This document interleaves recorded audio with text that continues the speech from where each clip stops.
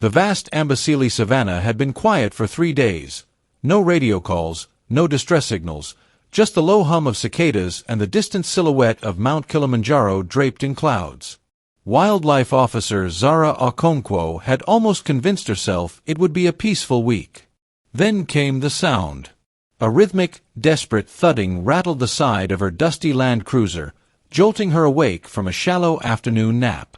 Zara pressed her face to the fogged window, squinting through the heat haze. Nothing.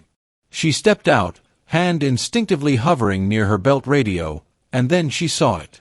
A young elephant calf, no older than 2 months, stood barely 3 feet from her bumper. Its left ear had a deep gash running from tip to lobe, dried blood matted against the gray skin. But what stopped Zara's breath was not the wound. It was the calf's eyes. Dark, rimmed with dust, and locked on hers with an intensity that sent a chill down her spine despite the 38-degree heat. The calf lifted its trunk and let out a low, broken trumpet, not a warning, not a greeting. A plea. If you believe that animals carry wisdom beyond what we can fully understand, press the like button and help us protect the voices of the wild. Zara had spent 11 years working elephant corridors. She had witnessed births, mournings, and migrations that left her breathless. But she had never seen a calf approach a vehicle alone. Where was the herd? Elephants do not abandon their young. Something was deeply, terribly wrong.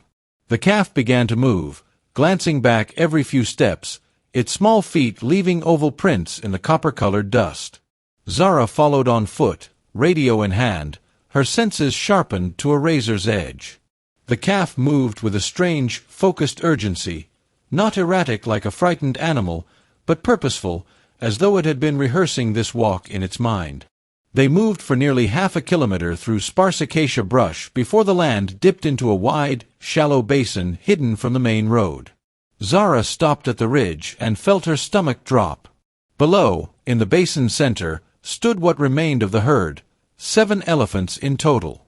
They were clustered around a massive matriarch lying on her side. Even from this distance, Zara could see the labored rise and fall of the matriarch's ribcage. Around her, the others stood in absolute silence. No flapping ears. No low rumbles. Just a circle of stillness that felt sacred and suffocating all at once. But that was not the worst of it. Tangled tightly around the matriarch's left hind leg was a thick wire snare, the kind poachers set for buffalo, cruel and indifferent to whatever it caught instead. The wire had cut deep into the skin, and the leg was swollen to nearly twice its natural size. The matriarch had clearly been trying to free herself for hours, possibly longer, dragging herself across the ground until her strength gave out entirely. A trail of displaced earth and blood told the story without words. Zara's throat tightened. She had seen snare injuries before. She knew the timeline. If the wire was not removed and the infection treated within the next few hours, the matriarch would not survive the night. She raised her radio with trembling hands. "This is Okonkwo at Grid 77 Delta. I have a snare emergency, adult female elephant, severe wire entanglement, possible sepsis. I need the full veterinary response unit, a cutting team, and a medevac drone at my location. Move fast. We're losing her." The response crackled back within seconds. Help was 40 minutes away. 40 minutes. The calf had already trotted down the slope and rejoined the herd. It pressed itself against the matriarch's face, making small repetitive sounds that seemed less like calls and more like a child whispering reassurances. Zara watched from the ridge, documenting everything on her field camera, acutely aware that she could not go down alone. Approaching a distressed elephant herd without backup was how officers ended up trampled. Then the herd's second-in-command, a large female Zara recognized from years of tracking as the one she had quietly named Sable, raised her head and looked directly at the ridge where Zara stood. Sable took 3 steps forward, stopped, and waited. Zara had learned, long ago, that there are moments in the field where protocol and instinct go to war with each other. She had also learned that instinct, when it comes from years of earned experience and genuine love for these animals, is usually right. She walked down the slope slowly, arms slightly away from her body, making herself as non-threatening as her 6-foot frame would allow. Sable watched every step. The rest of the herd stirred, ears flaring slightly. But no one charged. No one moved to block the path. Sable stepped aside. Zara knelt beside the matriarch. Up close, the animal's breathing was coarse and wet, and the smell of infection was unmistakable. The snare's wire gauge was heavy, industrial-grade steel, not something Zara could cut with the tools on her belt. She could do nothing about the wire itself, but she could do something about the fear. She placed one hand gently on the matriarch's side and began to talk. Low, unhurried words, not commands, not radio codes. Just a voice. Steady and human and present. The matriarch's breathing did not improve. But something in it changed. The frantic, lurching quality softened, just slightly, like a thread pulled taut finally allowed a millimeter of slack. The next 30 minutes were the longest of Zara's career.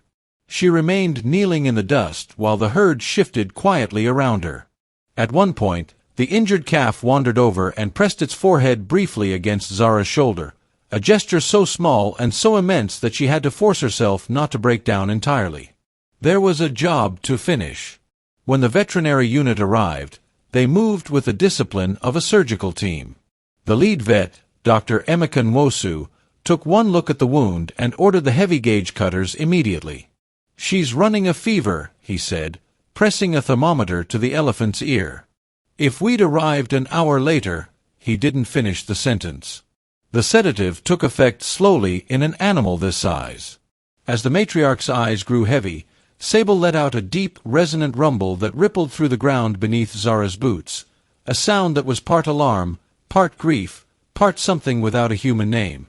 Dr. Nwosu's team worked fast. The wire was cut in 3 places and extracted with careful, methodical precision. The wound was flushed, packed, and sealed with a medical-grade membrane. A long-acting antibiotic was administered directly into the bloodstream. Then they waited. For 7 minutes, the matriarch lay completely still, and no one in the team spoke.